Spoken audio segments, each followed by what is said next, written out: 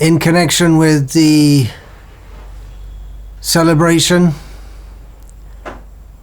of 50 years of His Holiness Jayapataka Swami Maharaj's acceptance of Tridandi Sannyas, the renounced order of life, at the hands of His Divine Grace Srila A.C. Bhaktisiddhanta Swami Prabhupada. I've been asked to speak about Srila Bhaktisiddhanta Sarasvati Thakura Goswami Maharaj Prabhupada and his sannyas, introduction of sannyas, and associated topics. I'm grateful to have the opportunity to purify myself by speaking on this, or in connection with this glorious occasion. Srila Bhaktisiddhanta Saraswati Thakura's introduction of sannyas within the Gauriya Sampradaya. I say introduction because although there were sannyasis in the Gauriya Sampradaya at the time of Chaitanya Mahaprabhu, most notably Chaitanya Mahaprabhu himself, it wasn't an institution. Sannyas was not an institution within Gauriya Vaishnavism at the time. Sannyas is generally understood to be part of Varnashram Dharma. There are the four ashrams, Varna, Ashram, Dharma. So among the four ashrams, sannyas is considered the top, but that is a status within material society. Varnashram, Varnashramacharavata, Purushena Parapuman, Vishnura Radyate Panta, Nanya Tato Shakaranam. Varnashram is an institution within the material world whereby one is enjoined to worship Vishnu and make one's life successful, but it is not in and of itself a spiritual institution. So Chaitanya Mahaprabhu, although he took sannyas, superficially he rejected sannyas. So we can say from the ontological perspective he rejected it, because famously he said, Nahang Vipro na Chanarapatya, Napi Vaisho na Shudro, I'm not a I am not a Shudra, I'm not a Vaishya, I'm not a Kshatriya, I am not a Brahmana. Then Nahang Varnena Chagri Hapatya Novanastia Yatyava. So he also said, I'm not a brahmachari, a grihasta, or a vanaprastha, or yatirva. I'm not a sannyasi. So that was Chaitanya Mahaprabhu's spiritual understanding that he imparted to us. Spiritual understanding is what he came to impart to us, but socially he took the role of a sannyasi. That was later understood within the Gauriya Sampradaya that there should be no varnash.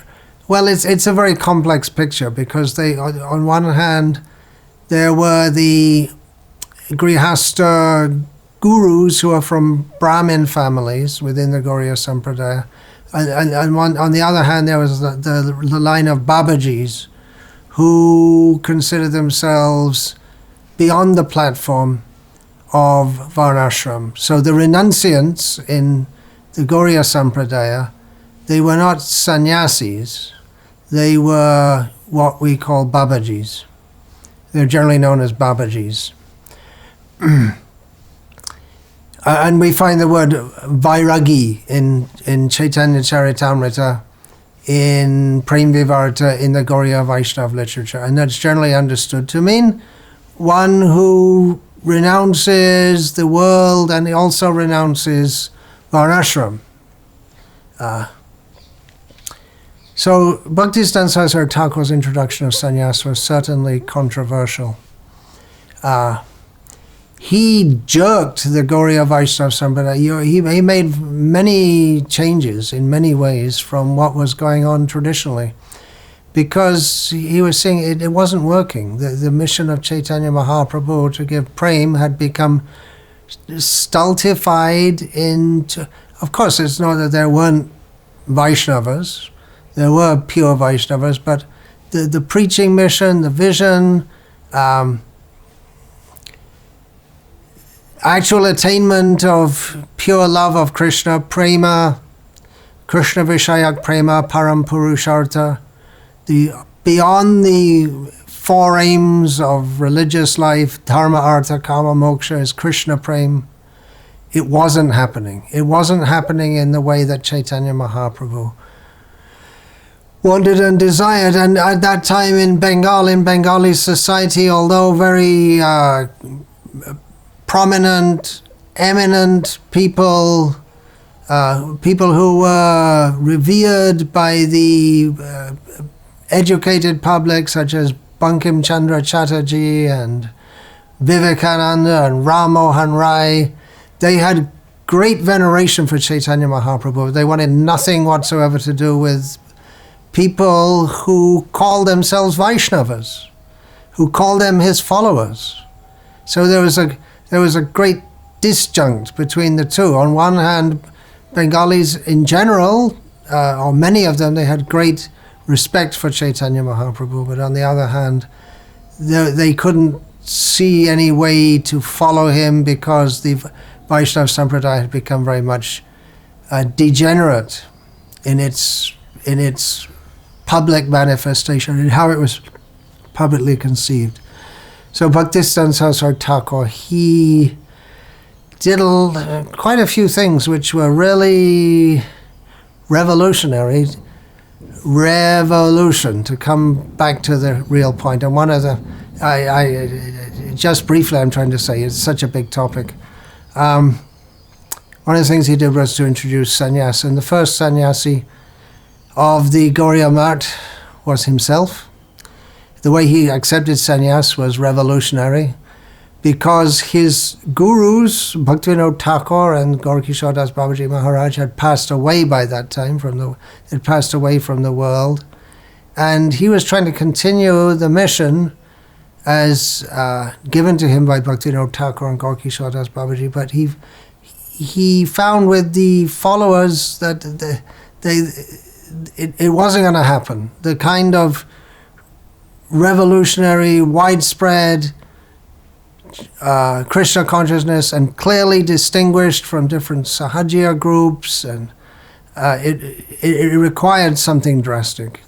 So Bhaktisiddhanta Saraswati Thakur, having visited South India, specifically having studied the sannyas system in the Sri Vaishnava Sampradaya, introduced or reintroduced, you can say, into the Gauriya Sampradaya sannyas. Reintroduced in the sense that it's there in its essence, not exactly the formality of sannyas, but the essence of sannyas, as Chaitanya Mahaprabhu himself, after taking sannyas, quoted from Srimad Bhagavatam, from the Avanti Brahmana, his renunciation of the world. He quoted a verse, Etansa staya paratmanishtam adhyasitam purvatamai mahadviya ham tirashami durantaparam tamomukandangri nishevayava, which is stating that I will cross over material existence by taking refuge in Mukunda, by leaving the world for serving Mukunda, the giver of liberation.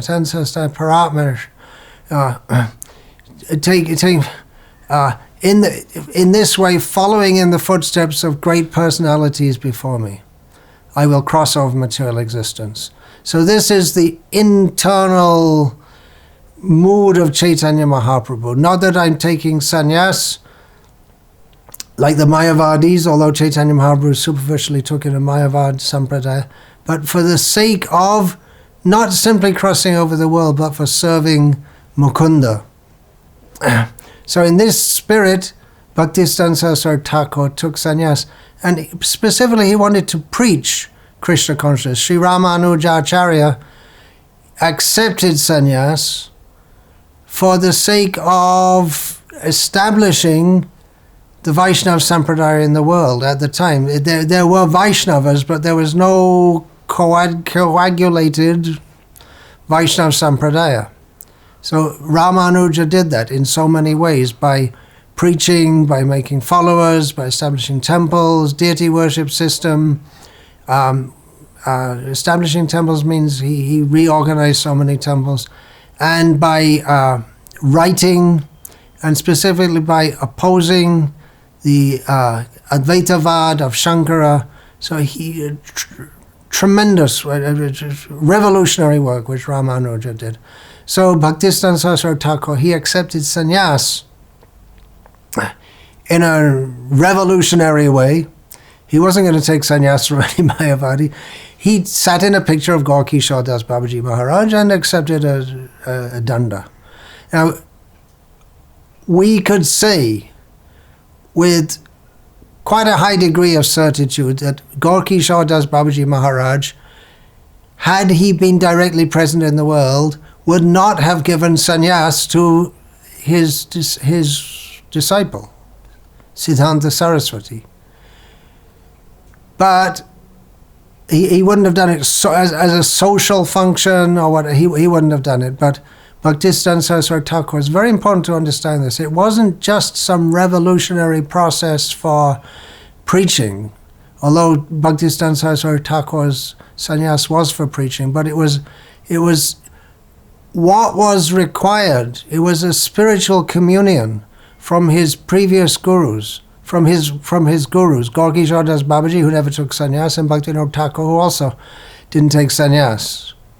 But to fulfill their order, to fulfill the order of Chaitanya Mahaprabhu, Bhaktisiddhanta Saraswati Thakur, he took sannyas, and subsequently he offered sannyas to some 22, something like. Usually it's given 18 sannyasis. He gave to 18, but as I've seen, the number comes to a bit more like that. And from what I see, he expected them to be expansions of himself, especially for preaching Krishna consciousness, and especially he expected his sannyasis to be deeply learned in Shastra, and one of their, if not their main function, was to give learned discourses to the public, to go place to place and preach the message of Krishna consciousness in a very shastric and philosophical manner, and to establish the teachings of Chaitanya Mahaprabhu as the highest teachings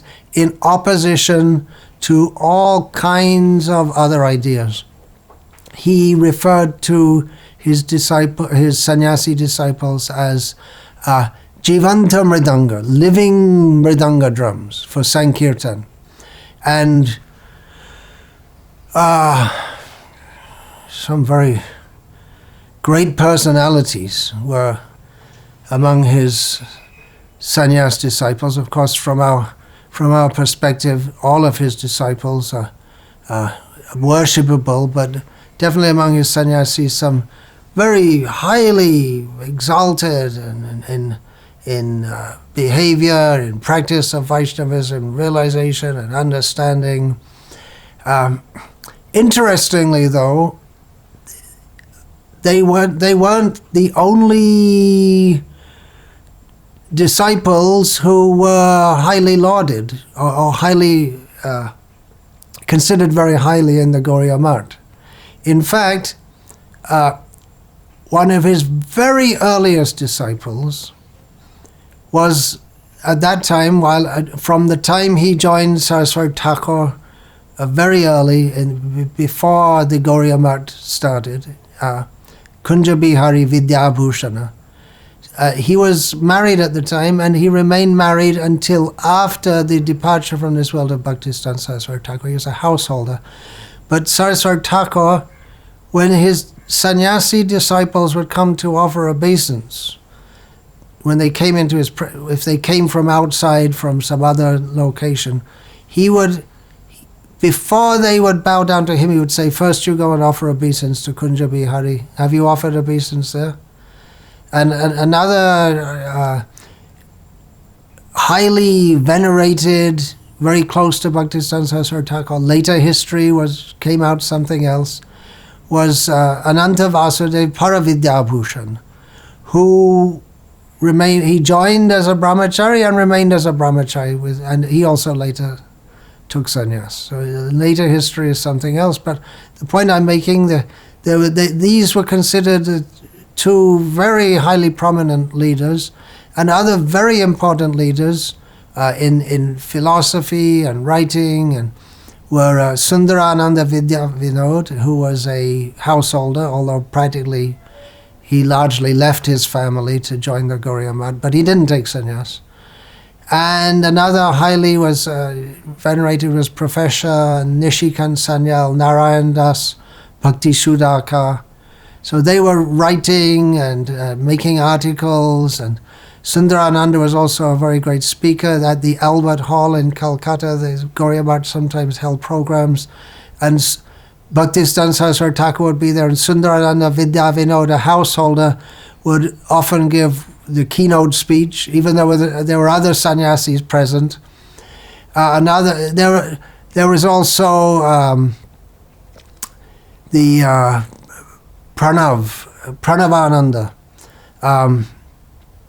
He was, who later took sannyas, but he was a brahmachari throughout the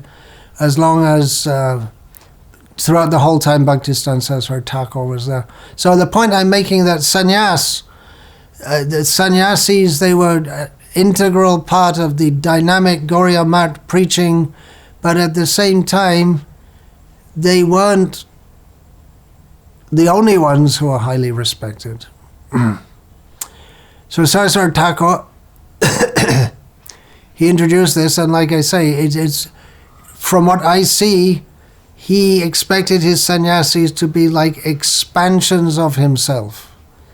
They would go to different places and give lectures, and he gave a lot of emphasis on this.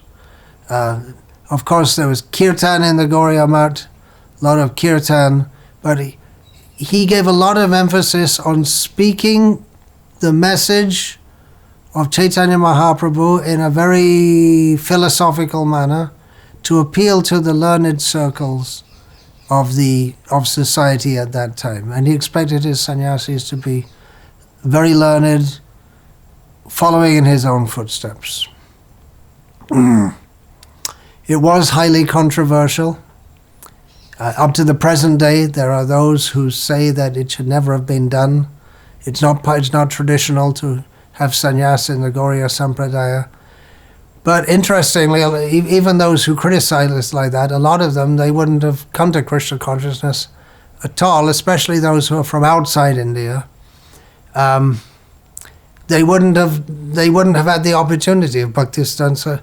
At least Krishna revealed Krishna consciousness in the Western world through Bhaktisiddhanta Saraswati Thakur, through A.C. Bhaktivedanta Swami Prabhupada, who took sannyas at the insistence of his guru, Bhaktisiddhanta Saraswati Thakur, who insisted to him in dreams after he had left this world.